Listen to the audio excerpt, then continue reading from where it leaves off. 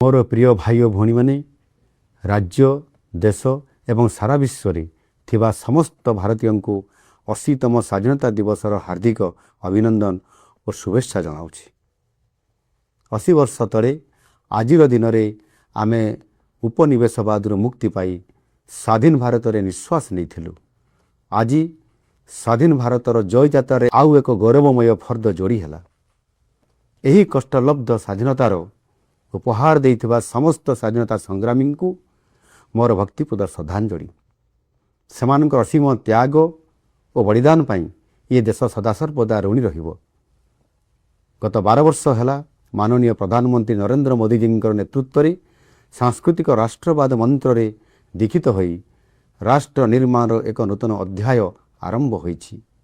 आसंतु मिलीमिशि गढ़िबा सुंदर सशक्त विकसित भारत तथा एक समृद्ध ओडिशा।